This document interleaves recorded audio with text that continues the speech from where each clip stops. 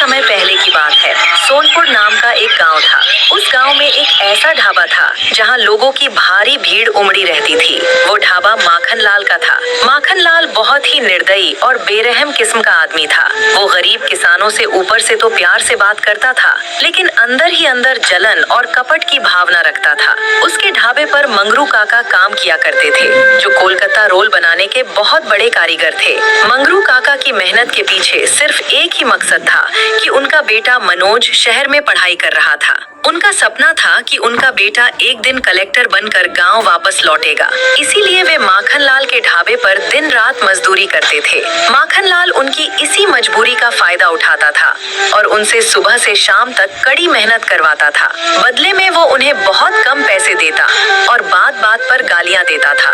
धीरे धीरे वक्त बीता और आखिर वो समय आ ही गया जब काका का बेटा कलेक्टर बनकर गांव वापस आया।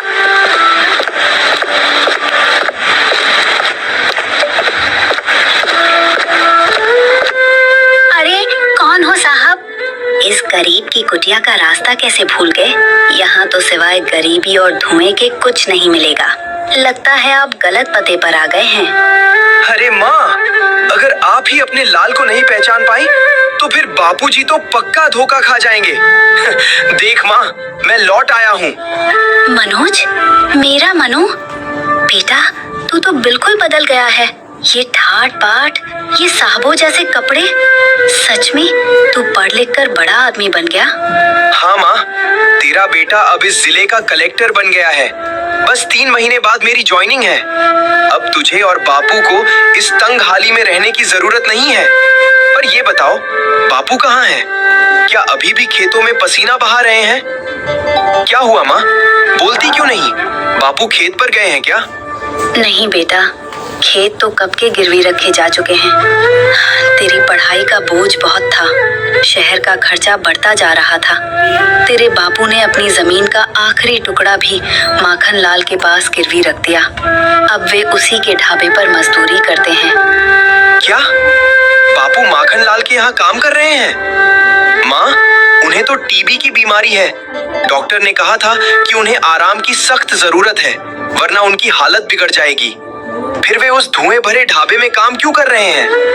क्या करते बेटा, तेरा सपना जो पूरा करना था। वे कहते थे कि अगर मैं थक गया तो मेरा बेटा पीछे रह जाएगा। बस उसी जिद में वे दिन रात खट रहे हैं।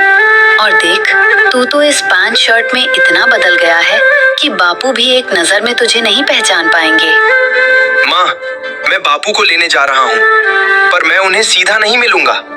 मैं उसी भेष में जाऊंगा और देखूंगा कि वह माखन लाल मेरे बीमार बापू के साथ कैसा सलूक करता है। आज उसका हिसाब चुकता करने का वक्त आ गया है। वह इतनी बात कर ढाबे की तरफ निकल गया।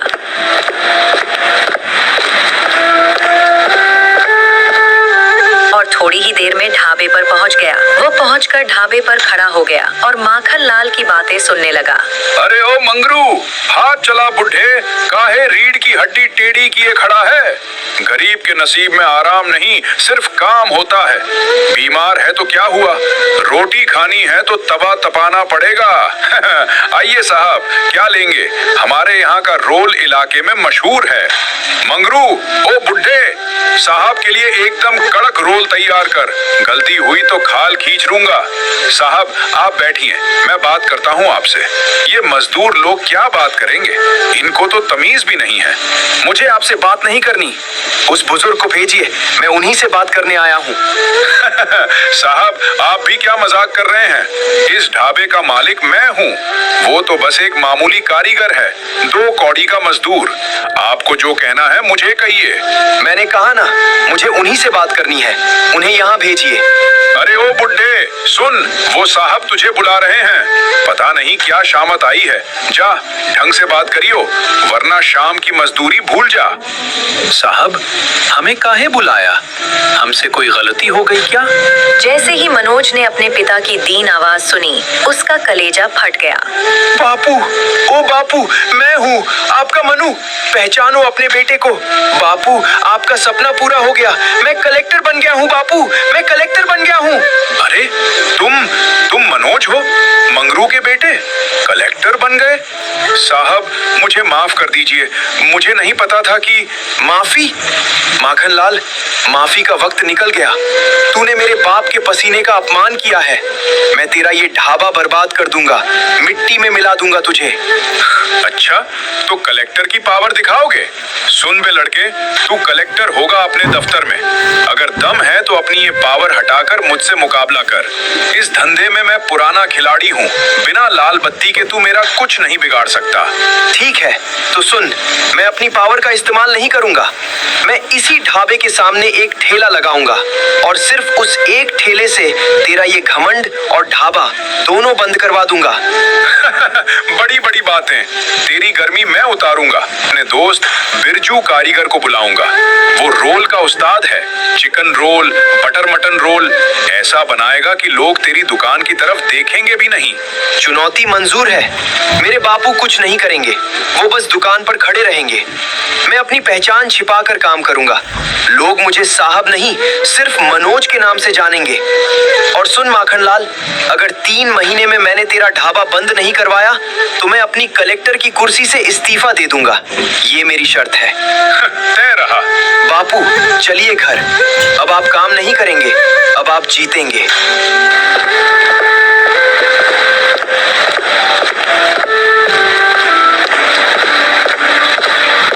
का हुआ रे मनु?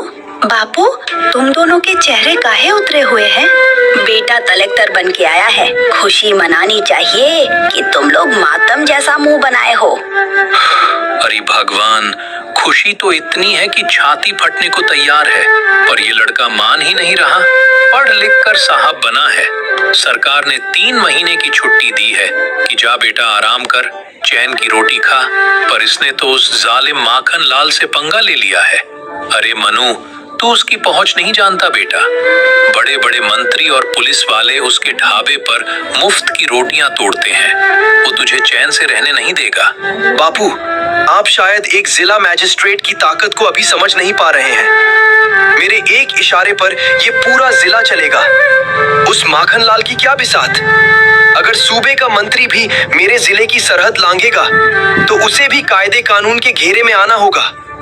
मेरे अंदर वो पावर है कि मैं एक पल में उसका ढाबा जमींदोज करवा दूं। बापू कुछ बोलने ही वाले थे कि मनोज ने उन्हें रोक दिया। पर बापू, मैंने शर्त अपनी पावर की नहीं, अपने स्वाभिमान की रखी है। मैं अपनी पहचान हटाकर एक मामूली इंसान बनकर उस माखनलाल का घमंड चूर करूंगा। जिस पसीने की उसने बेइज्जती की है, उसे उसी के अंदाज में जवाब दूंगा। उसे लगेगा कि वो एक बेरोजगार से लड़ रहा है, पर उसे क्या पता कि वो इस जिले के होने वाले कलेक्टर से टकरा रहा है।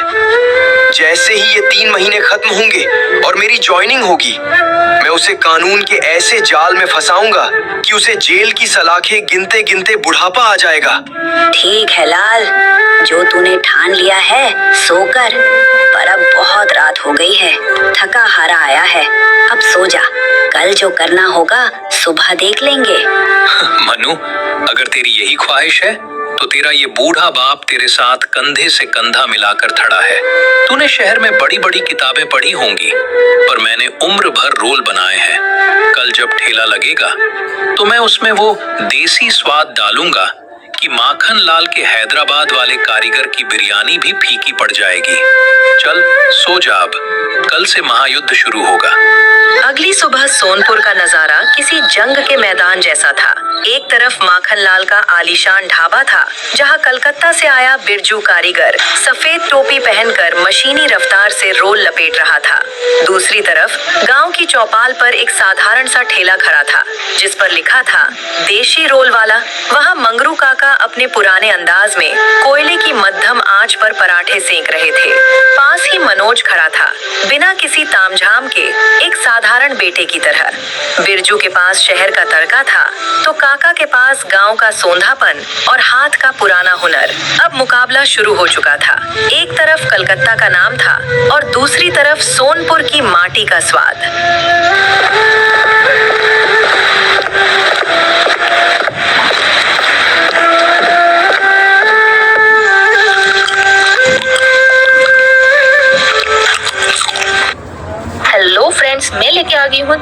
यूजफुल सा kitchen utility product which is this motor and पेसल या फिर मैशर।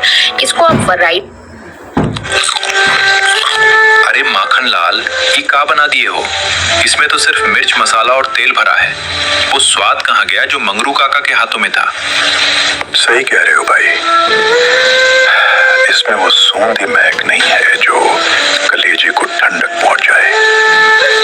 ये तो शहर वाली बनावट लग रही है, हमारे गांव वाली देशी बात कहाँ है इसमें?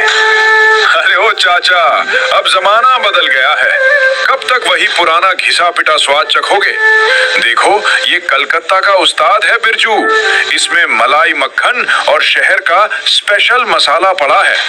तुम लोगों की जुबान को नए फैशन की आदत नहीं है, इसीलिए ऐसा बोल रहे हो। अरे फैशन छोड़ माखन लाल, पेट को फैशन नहीं, शुद्धता चाहिए। मंगरू के रोल में जो घी की खुशबू महकती थी, वो इस विदेशी मसाले में कहा। अरे तुम लोग तो बस लकीर के फकीर हो। वो बुढ़ा अब सठिया गया है, टीबी की बीमारी में हाथ कांपते हैं उसके। जाकर देखो चौपाल पे, धूल फाक रहा होगा ठेले पे। यहाँ देखो चकाचक सफाई है, बड़ा नाम है। धीरे धीरे आदत पड़ जाएगी, फिर इसी बिरजू के हाथ चूमोगे तुम सब।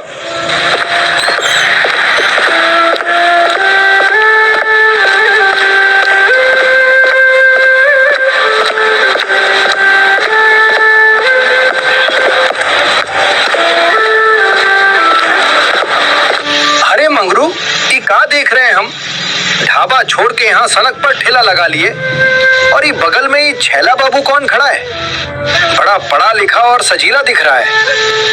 रामू भाई, ये कोई गैर नहीं, हमार बेटा है मनोज, अभी शहर से पढ़ाई पूरी करके लौटा है।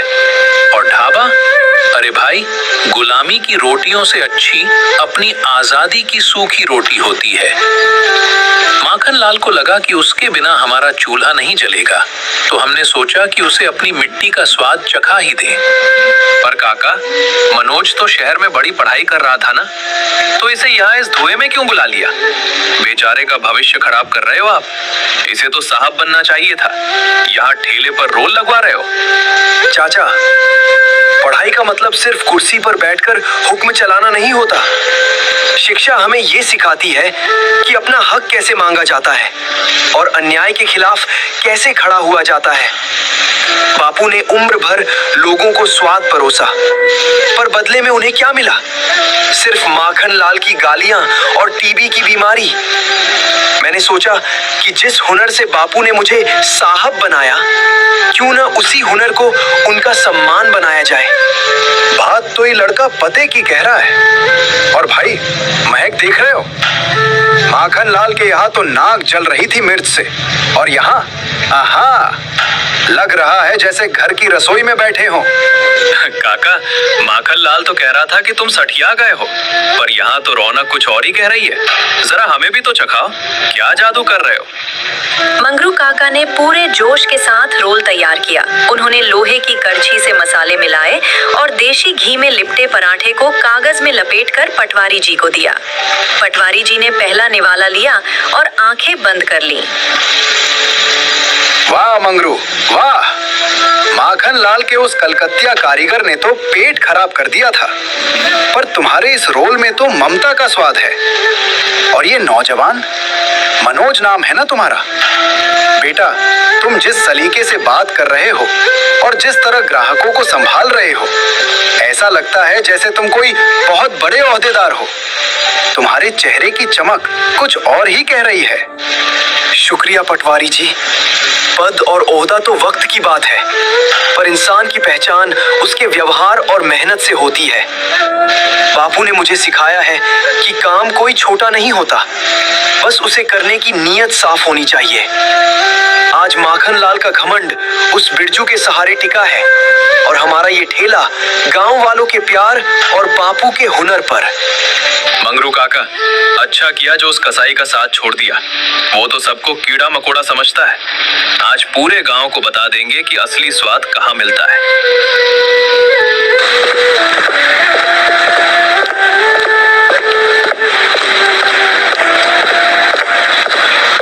आज पहला दिन है। माखन लाल, तूने मेरे बापू समाचार कहा था ना, देख आज उसी बुड्ढे के हाथ के स्वाद ने तेरे आलीशान ढाबे की नींव हिला दी है।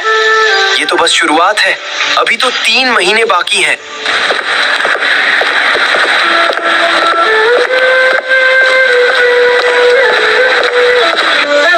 क्यों बे माखन लाल, आज ढाबे पे सन्नाटा क्यों है? दिवाली मनाने चला गया क्या पूरा गांव? और हमारा हफ्ता कहाँ है? सूरज ढल गया है, मेरी जेब अभी तक खाली है। माखन लाल ने मरी हुई आवाज में जवाब दिया। उसके चेहरे पर डर और चालाकी दोनों थी। अरे इंस्पेक्टर साहब, क्या बताऊं, किस्मत को नजर लग गई है। बोनी तक नहीं हुई आज ढंग से। ये देखिए, पूरा ढाबा खाली पड़ा है। ढाबा चलेगा कैसे बे? वो मंगरू कहाँ गया? असली जायका तो उसके हाथों में था। ये जो नया कलकतिया पाल रखा है तूने, इसके रोल से तो सड़े हुए तेल की बू आती है। जब माल में दम नहीं होगा तो हफ्ता क्या खाक निकलेगा। माखन लाल के मन में एक जहरीला विचार आया। वो जानता था कि मनोज अपनी पहचान छिपाकर काम कर रहा है। उसने पास आकर धीरे से फुसफुसाते हुए कहा, साहब, कसूर मेरा नहीं है। वो मंगरू सठिया गया है। उसने चौपाल पर अपना अलग ठेला लगा लिया है। गांव की पूरी भीड़ वहीं उमड़ रही है। मेरा सारा धंधा चौपट कर दिया उस बुड्ढे ने।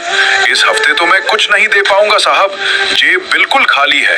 तो क्या मैं खाली हाथ जाऊंगा? कानून का हफ्ता रुक गया तो पता है ना क्या होता है। साहब, गुस्सा मुझ पर क्यों निकाल रहे हैं?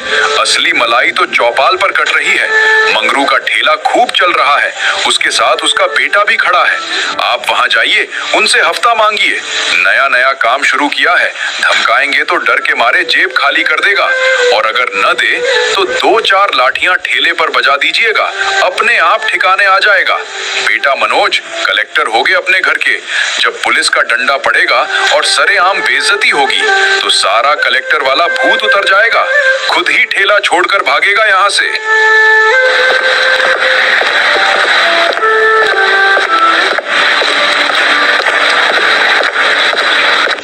क्यों बे बुड्ढे मंगरू, बहुत चर्बी चढ़ गई है? सुना है माखन लाल का साथ छोड़कर यहाँ अपना राज चला रहा है। और हफ्ता क्या तेरे बाप आकर थाने में जमा करेंगे? इंस्पेक्टर साहब, पैर नीचे रखिए। ये खाने की मेज है, यहाँ लोग अन्न ग्रहण करते हैं। और जहाँ तक हफ्ते की बात है, भारतीय दंड संहिता की किसी भी धारा में ये नहीं लिखा कि अपनी मेहनत की कमाई का हिस्सा पुलिस को देना अनिवार्य है। अरे ओ कल के छोकरे, तू हमें कानून सिखाएगा? बहुत धाराएं रट के आया है। तू वकील है क्या रे, या फिर किसी कचहरी में चपरासगिरी करता है? वर्दी की गर्मी देखनी है तो थाने चल, ऐसी धारा लगाऊंगा कि पूरी जवानी जेल की चक्की पीसते कटेगी। बदतमीज कहीं का। खबरदार जो मेरे बेटे को हाथ लगाया। ओ दरोगा, अपनी हद में रह। जिसे तू मामूली छोकरा समझ रहा है ना, वो इस जिले का डीएम है। डीएम साहब है वो। तूने एक डीएम के बाप से पंगा लिया है। तेरी वर्दी उतरवा देगा मेरा शेर। क्या? डीएम साहब, आपका नाम क्या मनोज कुमार है? हाँ, मैं ही हूँ, मनोज कुमार, IAS। अभी प्रोबेशन पर हूँ और 3 महीने बाद इसी जिले का कार्यभार संभालूंगा। पर आज मैं यहाँ एक डीएम नहीं, एक गरीब का बेटा बनकर खड़ा था ताकि तुम्हारी असलियत देख सकूं। और तुमने दिखा दी।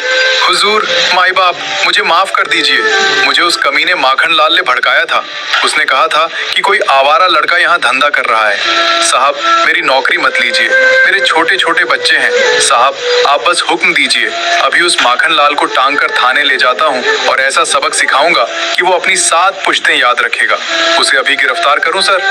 नहीं, उसे अभी कुछ मत कहना। मेरी उससे शर्त लगी है और मैं अपनी शर्त का पक्का हूँ। ये बात किसी को पता नहीं चलनी चाहिए कि मैं कौन हूँ। अगर तुमने या तुम्हारे इन सिपाहियों ने किसी को बताया कि मैं डीएम हूँ तो तुम्हारी खैर नहीं, समझे? जी साहब, बिल्कुल साहब, जुबान पर ताला लगा रहेगा। पर साहब, उस माखन लाल का क्या? वो तो समझ रहा है कि मैं आपको पीट रहा हूँ। उसे समझने दो, उसे लगने दो कि पुलिस मेरे पीछे है। तुम बस दूर रहो, वक्त आने पर मैं खुद उसका हिसाब करूंगा। फिलहाल तुम यहाँ से निकलो और याद रहे, अपनी वसूली का ये गंदा धंधा बंद कर दो, वरना 3 महीने बाद मेरी पहली कलम तुम्हारी बर्खास्तगी पर चलेगी। जी हुजूर, बहुत बड़ी गलती हो गई।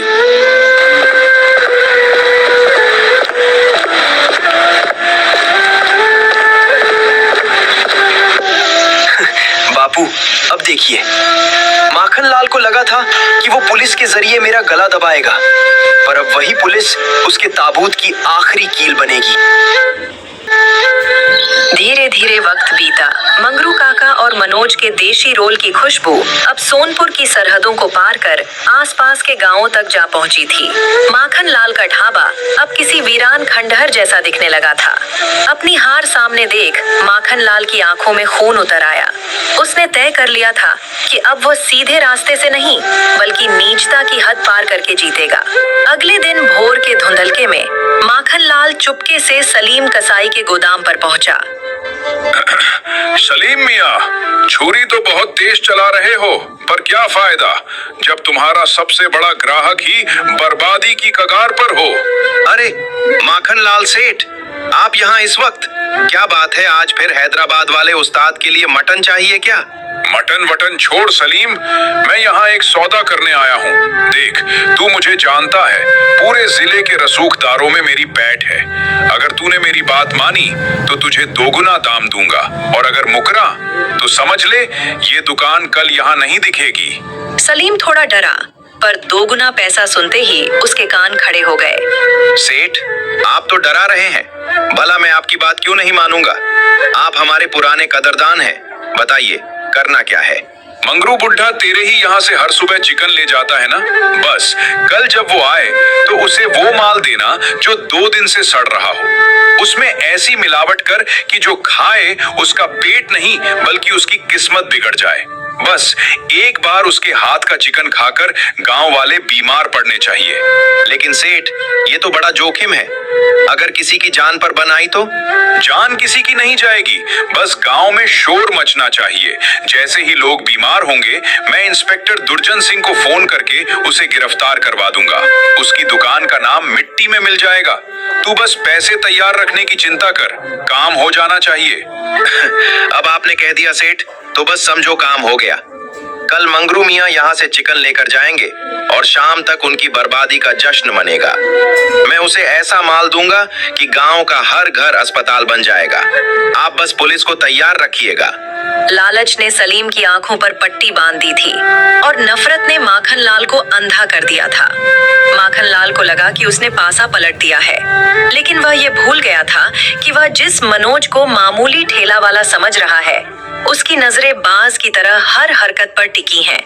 साजिश रची जा चुकी थी, मौत का सामान तैयार था और सोनपुर के मासूम लोग अनजाने में एक बड़ी मुसीबत की तरफ बढ़ रहे थे।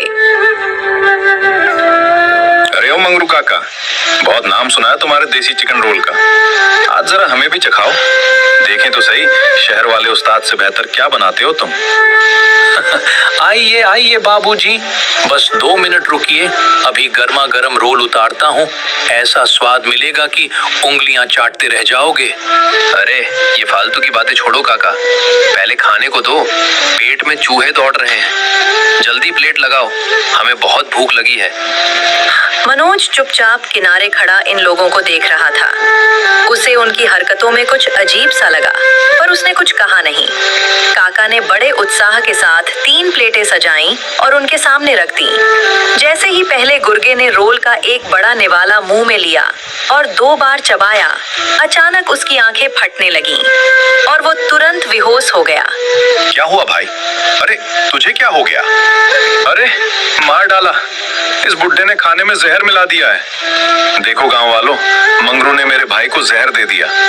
सुनो सब लोग, ये बाप बेटी मिलकर लोगों की जान ले रहे हैं, लालच में आकर सड़ा हुआ गोश्त खिला रहे हैं। देखो मेरे भाई की क्या हालत हो गई।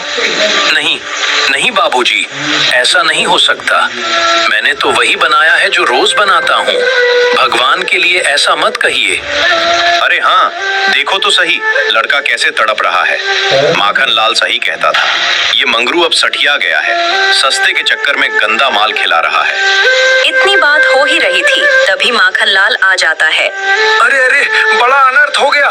मंगरू काका, हमने तो पहले ही कहा था कि ये उम्र अब चूल्हा फूकने की नहीं है। लालच में आकर तुमने सड़ा हुआ मांस खिला दिया।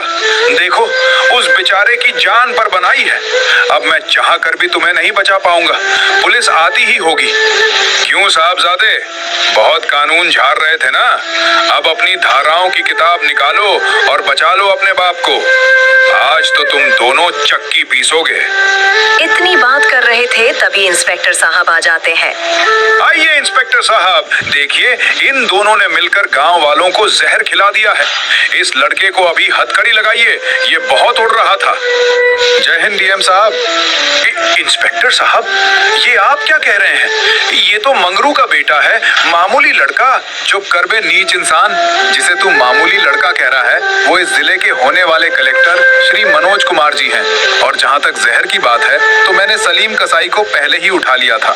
तेरी मार के डर से उसने सब उगल दिया कि तूने उसे दोगुने पैसे देकर मंगरू काका के चिकन में जहर मिलवाया था। साहब ने अपनी पहचान छुपाई थी क्योंकि उन्हें तुझ जैसे गिरे हुए आदमी को उसकी औकात दिखानी थी। वो जो आदमी जमीन पर गिरा है वो कोई बीमार नहीं है, वो तेरा ही भेजा हुआ आदमी है जो नाटक कर रहा था। हमने सब रिकॉर्ड कर लिया है। माखन लाल, तूने शर्त तो हार ही दी थी, पर आज तूने इंसानियत भी हार दी। तूने सोचा कि एक बूढ़े बाप का सपना तू अपनी गंदी चालों से तोड़ देगा। ये 3 महीने की मोहलत मैंने तुझे खुद को सुधारने के लिए दी थी, पर तूने इसका इस्तेमाल अपराध करने में किया। इंस्पेक्टर, इस अपराधी को अभी गिरफ्तार कीजिए। हत्या की कोशिश, मिलावट और साजिश रचने की धाराओं में इसे ऐसी सजा दिलाइए कि सोनपुर में फिर कोई किसी गरीब की रोटी छीनने की हिम्मत न करे। ले जाइए इसे मेरी नजरों के सामने से। जी साहब। चलिए माखन लाल जी, अब ढाबे पर नहीं, जेल की सलाखों के पीछे कोलकाता वाले सपने देखना।